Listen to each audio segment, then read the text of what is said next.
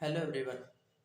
आज हम लोग डिस्कस करने वाले हैं कुछ टॉपिक जो यहाँ पे लिखा हुआ है मैंने। Centroid, cent centre, circum centre, ortho centre and ex centre of a triangle. Okay, तो चलिए एक एक करके सारे को डिस्कस करते हैं डिटेल में। जैसे कि the first one is centroid. Centroid क्या होता है ऑफ अ ट्रायंगल?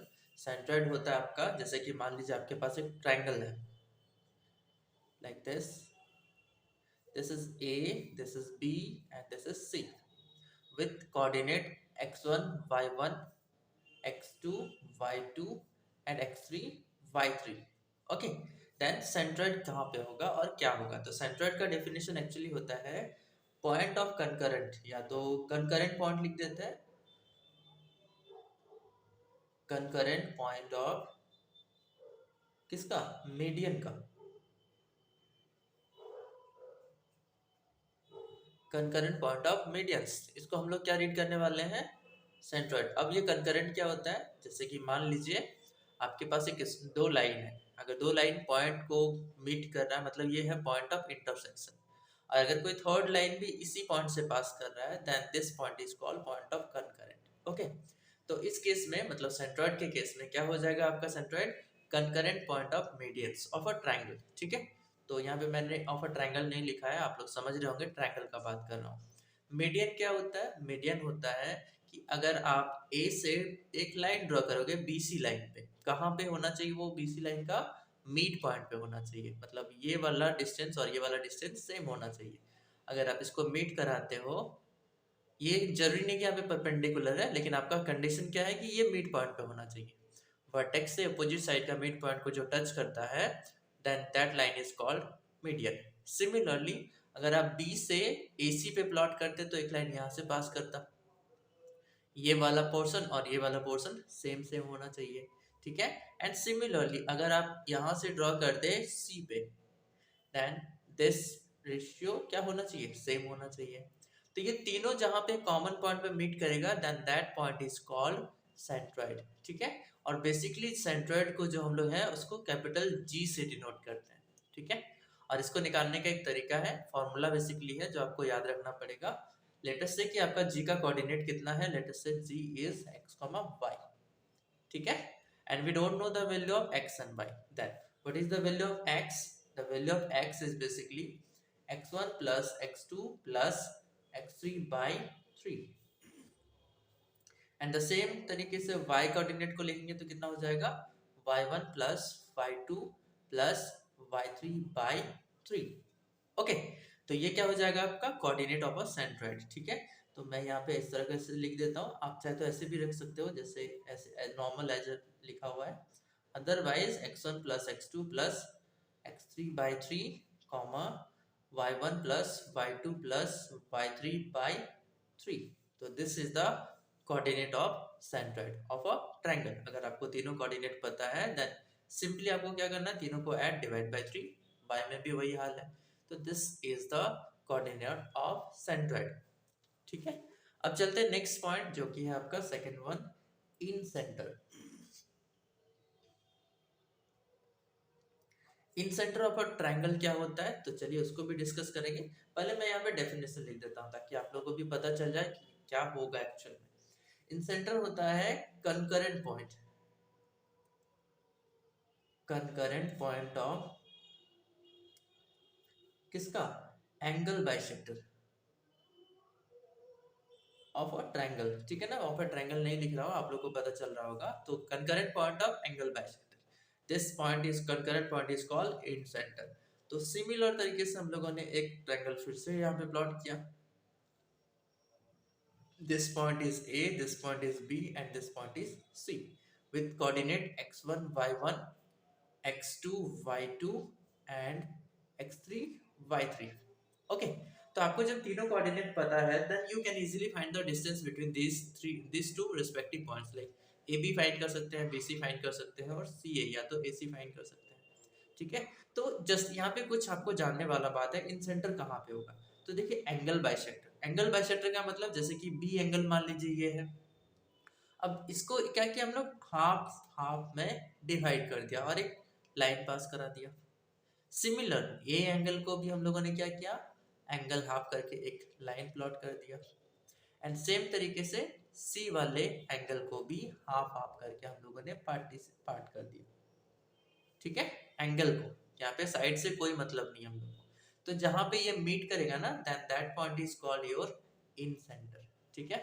तो दिस पॉइंट इन सेंटर को बेसिकली आई से डिनोट करते हैं, ठीक है। अब आई का कोऑर्डिनेट को हम लोगों ने मान लिया है x, y। अब ये x, y का वैल्यू कैसे होगा अभी बताने वाले हैं तुरंत, ठीक है। तो उससे पहले आपको एक चीज बताना चाहूंगा, जैसे कि ये पॉइंट ए है ना वर्टेक्स, तो ए के अपोजिट वाला जो साइड है ट्रायंगल का दैट डिस्टेंस मतलब बी सी वाले डिस्टेंस को स्मॉल ए से रिप्रेजेंट किया मैंने, ठीक है। मैंने नहीं, हम लोगों ने बेसिकली, ये तो होता है ये बुक का भी। सिमिलरली बी का वर्टेक्स का अपोजिट वाला जो साइड है that this side is small B, and C के अपोजिट वाले साइड को हम लोगों ने स्मॉल सी एज्यूम कर लिया, ठीक है। ए क्या है यहाँ पे, ए है, बी सी है, बी क्या है, ए सी है, और सी क्या है, ए बी है। और ये हम लोग using the distance formula easily calculate कर सकते हैं, ओके। देन इन सेंटर का कोऑर्डिनेट x, y था, that value of x and y क्या हो जाएगा, the value of x is very simple basically, अगर आपको फॉर्मूला याद है तो भी ठीक है, अगर नहीं याद है तो फॉर्मेट याद रखना। कैसे होगा, अगर आप इस डिस्टेंस को लेते हो, a को लेते हो, तो a के सामने वाले वर्टेक्स का कोऑर्डिनेट लेना पड़ेगा, ठीक है। x वाला लिख रहे हैं तो a इंटू x1 प्लस, अगर b को लेंगे तो b into this x2, okay, and plus c into this x3। Opposite वाले को लेना, बहुत ही सिंपल है, आपको याद रखने में बहुत इजी होगा, ठीक है। And divide by a plus b plus c। तो ये हो गया आपका इन सेंटर का x वाला coordinate, ax1 plus bx2 plus cx3 by a plus b plus c। Similar तरीके से अगर आप y निकालना चाहोगे तो the same process, a into y1 b into y2 c into y3। यहाँ पे हो जाएगा a y1 plus b y2 plus c y3 divide by a plus b plus c। तो ये क्या हो जाएगा आपका coordinate of the in center, ठीक है। तो यहाँ पे आप चाहे याद रख सकते हो कि इन सेंटर को अगर हम लोगों ने सेंटर एज्यूम करके एक सर्कल प्लॉट करेंगे तो वो तीनों साइड को टच करेगा, तीनों साइड को टच करेगा, जरूरी नहीं है कहाँ पे कर रहा है, लेकिन वो तीनों साइड को टच करेगा, ठीक है ना। तो आप चाहे तो इसको याद रखना कि एक सर्कल है कहाँ पे, ट्रायंगल के अंदर, और उस सर्कल का जो सेंटर है that point is called in centre of that circle, that triangle, okay. तो ये भी हम लोग का टॉपिक क्लियर होता है। आगे चलते हैं, आगे का टॉपिक है सर्कम सेंटर। तो मैं यहाँ पे थर्ड पॉइंट लिख रहा हूँ,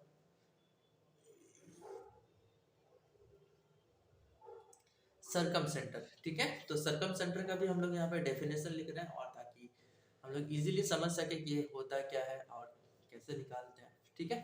ओके, तो यहाँ पे होता है concurrent point, CONCURRENT, concurrent point of perpendicular bisector. ये जो सिंबल है ये परपेंडिकुलर का है, ठीक है ना। Perpendicular bisector of sides of a triangle, ठीक है। बाइसेक्टर का मतलब आधा आधा डिवाइड होना चाहिए, लेकिन कैसा है वो, परपेंडिकुलर बाइसेक्टर है साइड का, ठीक है। तो चलिए प्लॉट करते हैं, देन हम लोग करेंगे इसको सॉल्व, मतलब कैसे निकालेंगे वो भी पता चलेगा। मैं इसको इस तरह का बना रहा हूँ, ओके। नाउ क्या किया हम लोगों ने, ए से तो इसका नाम ए दे दिया, इसका नाम बी दे दिया, इसका नाम सी दे दिया, with coordinate x1 y1 x2 y2 and this is x3 y3। अब हम लोग क्या करेंगे, इसको आराम से सॉल्व करेंगे। जैसे कि देखिए परपेंडिकुलर बाइसेक्टर है, किसका है, साइड का। तो मैंने पहले तो BC को कंसिडर किया, और BC का बाइसेक्टर, बाइसेक्टर का मतलब मिड पॉइंट, ठीक है ना, मतलब ये डिस्टेंस का रेशियो क्या है, सेम सेम है। तो ये जो पॉइंट है आपका, अगर आप इस पॉइंट पे परपेंडिकुलर लाइन प्लॉट करते हो, मैटर नहीं करता है कि वो जाके सामने वाले साइड को कहाँ कट करता है, कोई प्रॉब्लम नहीं है। आपको बस ध्यान क्या रखना है कि वो परपेंडिकुलर बाइसेक्टर होना चाहिए, ठीक है। द सेम वे में अगर आप यहाँ पे प्लॉट करते हैं तो क्या होता, ये हो गया आपका बाइसेक्टर हो गया, और आपने यहाँ पे एक परपेंडिकुलर लाइन प्लॉट किया, ये क्या आपका परपेंडिकुलर है। यहाँ पे भी वही हाल है, इसका भी मिड पॉइंट लिया, the ratio must be same, and वहां पे भी आपने एक परपेंडिकुलर प्लॉट किया, ठीक है। तो ये तीनों जहां पे मीट कर रहा है ना, then that point is called your circum center, okay. तो इस सर्कम सेंटर को हम लोग कैसे फाइंड करेंगे, उसका भी तरीका है, लेकिन बहुत इजी है। अगर आप स्ट्रेट लाइन का इक्वेशन निकालना जानते हैं तो आप लोग इजीली कैलकुलेट कर सकते हो इसको, ठीक है। तो चलिए इसके लिए हम लोग थोड़ा सा नेमिंग कर देते हैं। पहले इसको नाम दे देते हैं D, this one is E, this one is F, this one is G. ये जो है यहाँ पे कट किया ये जरूरी नहीं है, लेकिन चलिए दे देता हूँ, ठीक है ना। And this point is H, and this point जबकि यहाँ पे आके कहीं कट करेगा ना, दिस पॉइंट इज आई, ठीक है। This point is what, this point is circum centre. तो सर्कम सेंटर का कोई स्पेसिफिक नोटेशन होता नहीं है, तो आप चाहे तो ओ दे सकते हो या कुछ भी दे सकते हो, आप लोग का मर्जी, ठीक है। लेकिन ओ को हम लोगों ने एज्यूम कर लिया है कि ओ का कोऑर्डिनेट है एक्स कॉमा वाई, तो वो कैसे फाइंड होगा उसके लिए एक रूल होता है, मतलब प्रोसीजर होता है, इसका कोई बेसिक फॉर्मूला नहीं है, ठीक है ना। बहुत ईजी है निकालना, क्या होता है चलिए देख लेते हैं। ओके, तो सबसे पहला काम करेंगे, देखिए यहाँ पे कंकरेंट पॉइंट है, मतलब क्या, अगर आप एफ एच का इक्वेशन निकाल सकते हो, ई जी का इक्वेशन निकाल सकते हो और डी आई का इक्वेशन निकाल सकते हो। तीनों का इक्वेशन निकाल के उसमें से किसी भी दो इक्वेशन को अगर आप सॉल्व करोगे ना, तो आपको इस पॉइंट का कोऑर्डिनेट मिल जाएगा, ठीक है। तो सबसे बड़ा आपके पास चैलेंज है कि इस लाइन तीनों में से तीनों का इक्वेशन कैसे फाइंड करेंगे, ठीक है। बहुत इजी है, बेसिकली लाइन का इक्वेशन होता क्या, चलिए मैं यहाँ पे लिख देता हूँ, y minus y one equals to m times of x minus x1 होता है। और अगर दो लाइन परपेंडिकुलर है तो दोनों का स्लोप का वैल्यू क्या होता है, प्रोडक्ट -1 होता है, ठीक है। ये बेसिक फॉर्मूला आप लोगों को पता होना चाहिए, नहीं तो फिर इस टाइप का क्वेश्चन आप सॉल्व नहीं कर सकते हो, ठीक है ना। Okay, and one more thing, अगर आपको सेक्शन फॉर्मूला नहीं पता तो सेक्शन फॉर्मूला भी जान लीजिएगा। मेरे पास यहाँ पे स्पेस नहीं है तो मिड पॉइंट फॉर्मूला यूज कर सकते हो, ठीक है ना, क्योंकि रेशियो क्या है दोनों का सेम। जैसे कि बी का और सी का कोऑर्डिनेट आपको पता है, और ई कौन है, mid point of B C है ना, तो you can easily find the coordinate of E. How to calculate the coordinate of E? Using the midpoint formula. Okay, very simple. And you can easily calculate the slope of BC. How to calculate the slope of BC? Using the formula change in Y by change in X. ठीक है ना। अब यहाँ पे बोलिएगा कि sir यहाँ पे तो आपने y2 y1 लिया, लेकिन यहाँ पे y3 और y2 था, तो वो आप लोग को कंसिडर करना, मैंने बेसिक फॉर्मूला लिखा हुआ है यहाँ पे, ठीक है ना। ओके, तो आपने क्या किया, स्लोप ऑफ BC निकाल लिया, ठीक है। एंड अगर आप ध्यान से देखोगे ना, तो BC लाइन और EG लाइन क्या है, दोनों एक दूसरे पे परपेंडिकुलर है। Then you can easily find the second slope, मतलब EG का स्लोप निकाल सकते हो, क्योंकि देखो यहाँ पे मैं यहाँ पे लिख दे रहा हूँ छोटा सा, ठीक है ना। स्टार्टिंग में आपने क्या किया, स्लोप ऑफ BC निकाला, मिल गया, and slope of BC into slope of EG equals to कितना होगा, -1 हो जाएगा, ठीक है। और आप अगर इसका वैल्यू पुट करोगे तो स्लोप ऑफ EG का वैल्यू आराम से निकाल सकते हो, ये भी निकल गया, ठीक है। अब जब स्लोप ऑफ EG निकल गया और कोऑर्डिनेट ऑफ EG ऑलरेडी आपको पता है, तो हम लोग ये इक्वेशन ऑफ निकाल सकते हैं using this equation of EG। कौन सा फॉर्मूला लगा देंगे, EG मतलब कैपिटल G है यहाँ पे, कौन सा फॉर्मूला लगा देंगे, y माइनस दिस y, यहाँ पे कैपिटल, ये इक्वेशन लिख रहा हूँ मैं यहाँ पे, ठीक है ना। आप लोग ध्यान रखिएगा, यहाँ पे y minus y one equals to m times of x minus x1, ठीक है। ये फॉर्मूला है, ये बोलेगा कि सर ये x1 y1 है ना, तो वो x1 y1 नहीं है, यहाँ का जो कोऑर्डिनेट आएगा ना वो x1 और ये वो y1 रिस्पेक्टिव है। तो इस तरीके से हम लोग क्या निकाल लिया, हम लोगों ने इक्वेशन ऑफ EG निकाल लिया। सिमिलर प्रोसेस से डी आई का इक्वेशन निकाल सकते हो और एफ और एच का भी निकाल सकते हो, ठीक है। तो आपको बेसिकली किसका इक्वेशन मिल गया, ई जी का मिल गया, डी आई का मिल गया और एफ एच का मिल गया। और अगर आप इस तीनों में से किसी भी दो इक्वेशन को सॉल्व करोगे ना, तो आपको पॉइंट ऑफ कंकरेंट मिल जाएगा, दैट इज इस पॉइंट का कोऑर्डिनेट मिल जाएगा। तो solve any two equation we get क्या, कोऑर्डिनेट किसका, कोऑर्डिनेट्स ऑफ सर्कम सेंटर, ठीक है। तो ये एक प्रोसीजर है, आपको बहुत अच्छे से समझाया है मैंने, हमको लगता है जहां तक, ठीक है। अगर हो सके, अगर आपको फिर भी डाउट हो तो आप लोग को कमेंट में बोल ही सकते हो, ठीक है। अदरवाइज आप लोग व्हाट्सएप भी कर सकते हो, मेरा नंबर शायद इसमें दिया ही होगा। चलो एक बार फिर से बता देता हूँ, this is my WhatsApp number 8409252351। इसमें आप लोग कभी भी हमको मैसेज कर सकते हो, कोई भी डाउट होगा तो मैं जरूर कोशिश करूंगा आप लोग को डाउट को सॉल्व करने का। और हाँ, जरूरी नहीं है कि ये कौन सा स्टैंडर्ड का है, आप किसी भी स्टैंडर्ड का क्वेश्चन दे सकते हो। अगर मुझे नहीं पता तो मैं किसी तरह से मैनेज करके उसको जरूर सॉल्व करने का कोशिश करूंगा। ओके, तो ये हम लोगों ने अभी क्या निकाल दिया, सर्कम सेंटर, ठीक है। तो बहुत, ये प्रोसीजर बहुत लंबा नहीं है, बहुत ईजी है, बेसिकली देखने में लेंथी दिख रहा है, ठीक है ना। ओके, इसका एक और भी प्रॉपर्टी, अगर आप इसको सेंटर एज्यूम करोगे ना और किसी भी एक वर्टेक्स से मैच करा के अगर इसको रेडियस एज्यूम करोगे और एक सर्कल ड्रॉ करोगे तो वो तीनों साइड को टच करता हुआ जाएगा, तीनों वर्टेक्स को टच करता हुआ एक सर्कल बनेगा। वैसे यहाँ पे सर्कल तो बना नहीं, मतलब समझ रहे होंगे मेरा बोलने का मतलब, तीनों वर्टेक्स को क्या करेगा, टच करते हुए पास करता हुआ एक सर्कल मिलेगा अगर आप इसको सेंटर एज्यूम करोगे और किसी भी एक वर्टेक्स को रेडियस एज्यूम करोगे तो, ठीक है ना। इसी को बोलते हैं सरकम सर्कल। इस सर्कल का नाम क्या है, सरकम सर्कल। एंड इसका सेंटर को क्या बोलते हैं, सरकम सेंटर बोलते हैं, ठीक है। जैसे कि इससे पहले भी था, एक इन सेंटर था ना, तो इस सर्कल का नाम क्या है, इन सर्कल, और उसका सेंटर का नाम क्या है, इन सेंटर। ओके, तो मैंने थर्ड को भी बता दिया आप लोगों को बढ़िया से। अब चलते हैं नेक्स्ट वाले के पास, नेक्स्ट वाला है ortho centre. Okay, the fourth one is ortho centre. Okay, तो ऑर्थो सेंटर में भी कुछ क्या है, डेफिनेशन। अगर आप डेफिनेशन को समझ जाओगे ना तो इजीली कैलकुलेट कर सकते हो सारे कुछ, सारा मतलब कोऑर्डिनेट। ओके, तो चलिए देखते हैं इसका नाम क्या है, मतलब इसका डेफिनेशन क्या है। कंकरेंट पॉइंट, या तो लिखते हैं चलो, point of intersection of two और थ्री एल्टीट्यूड्स। एल्टीट्यूड क्या होता है वो थोड़ी देर में बताएंगे, ठीक है, एल्टीट्यूड्स। तो this point is called what, ortho center, ठीक है। इसमें चाहे तो आप एक लाइन और भी इसमें नोट करके रख सकते हो, the third altitude must passing through, intersect लिख देना ज्यादा सही रहेगा ना, हाँ, must intersect the same point या तो सेम स्पॉट लिख सकते हो, पॉइंट लिख देते तो भी बेटर होता, ठीक है ना। दो एल्टीट्यूड जहां से पास कर रहा है वहां से थर्ड वाला भी पास करेगा ऑटोमेटिकली, ठीक है। तो चलिए प्लॉट करते हैं ताकि अच्छे से समझ सके इसको। चलिए, दिस इज योर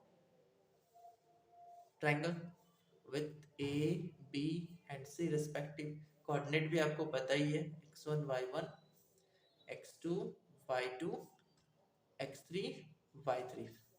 ओके, अब एल्टीट्यूड बोला गया था, एल्टीट्यूड का मतलब क्या होता है कि सामने वाला वर्टेक्स से ऑपोजिट साइड पे परपेंडिकुलर लाइन ड्रॉ करना है आपको, ठीक है ना। इसमें कोई बाइसेक्टर का जरूरत नहीं है, सिंपल क्या करना है, वर्टेक्स से ऑपोजिट वाले साइड को परपेंडिकुलर ड्रॉ करना, अपोजिट वाले साइड पे परपेंडिकुलर प्लॉट करना है, ठीक है।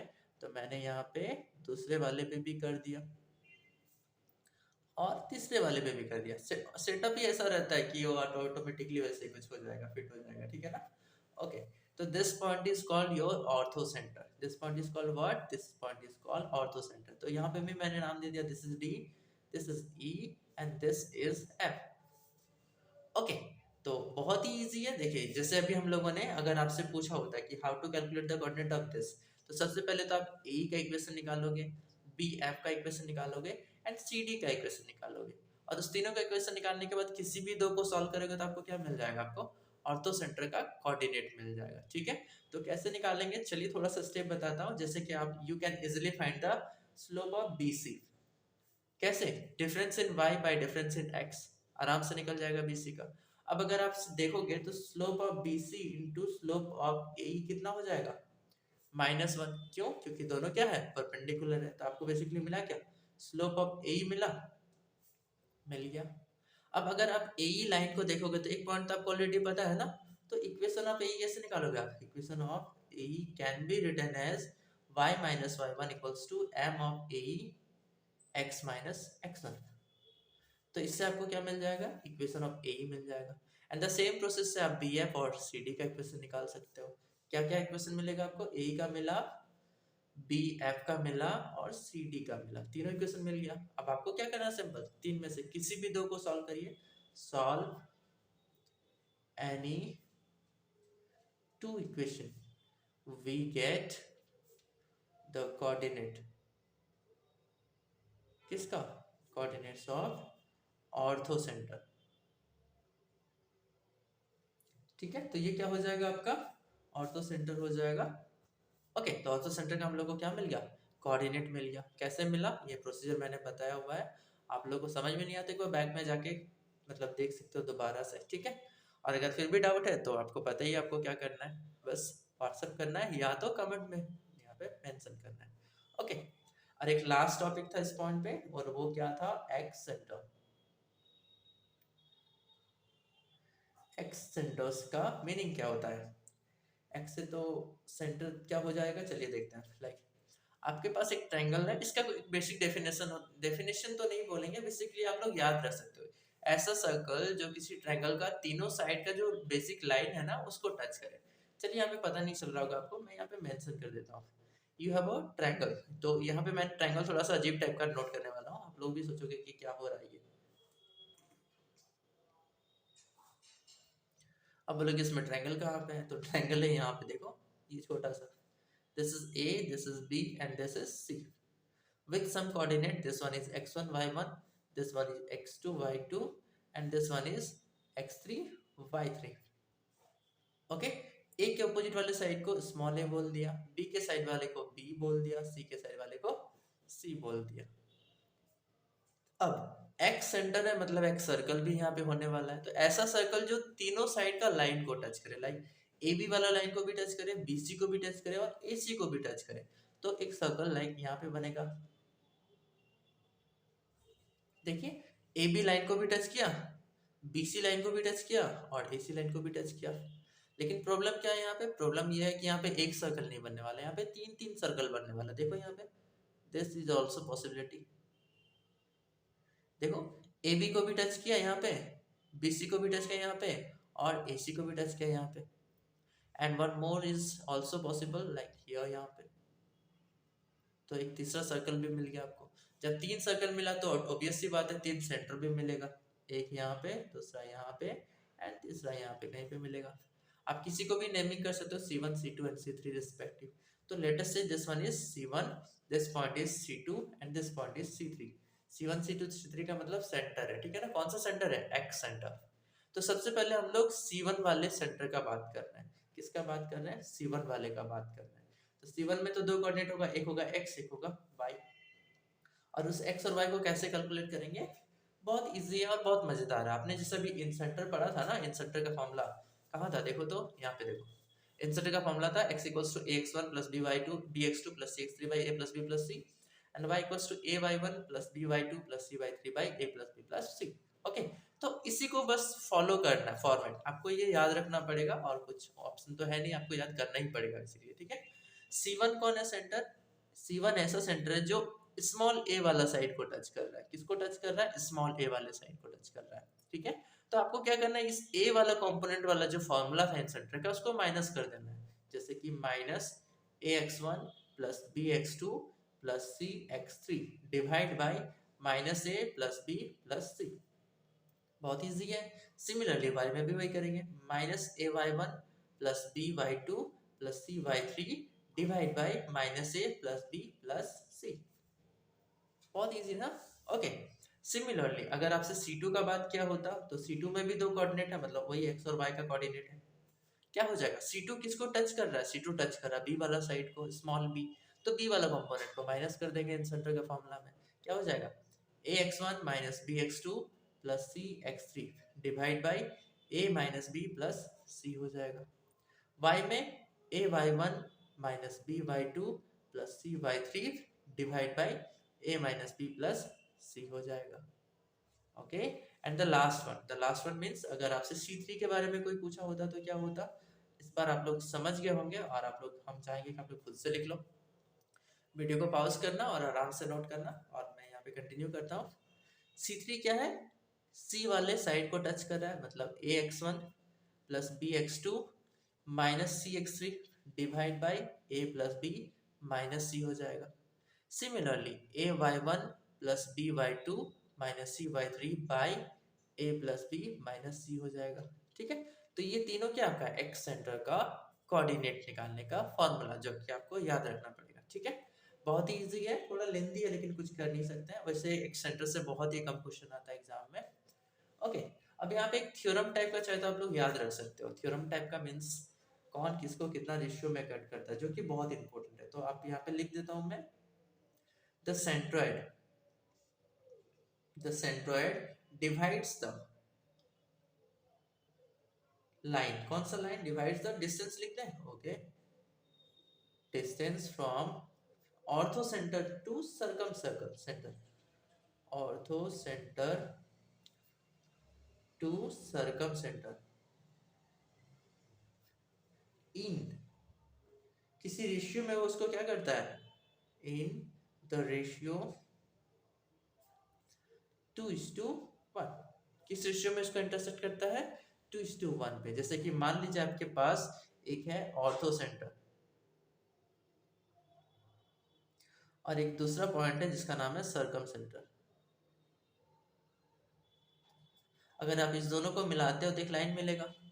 अब इसमें क्या करता है, एक पॉइंट आता है जो कौन है, वो है आपका centroid, this point is basically centroid. अब ये सेंट्रोइड क्या किया, उस डिस्टेंस को दो पार्ट में डिवाइड कर दिया। देखो एक रेशियो ये है और एक रेशियो ये है, लेकिन दोनों का वैल्यू कितना होगा रेशियो का, this distance is 2 ratio and this distance is 1 ratio, ठीक है। तो ये बहुत इंपॉर्टेंट चीज है जो आप लोग को याद रखना है, क्योंकि ये बहुत जगह काम आता है, ठीक है। ओके, तो थैंक्स फॉर वाचिंग। आज के वीडियो में मैंने कुछ कुछ टर्म्स डिस्कस किया था, ओके। तो होप आप लोग को अच्छा लगा होगा, ठीक है। तो अगर आप लोग नए हैं इस चैनल पे तो प्लीज़ सब्सक्राइब करना, और हाँ, अपने दोस्तों को भी शेयर करना ताकि उन लोगों को भी पता चले, थोड़ा बहुत कुछ कुछ मिल जाए आइडिया, ठीक है। Okay, thank you.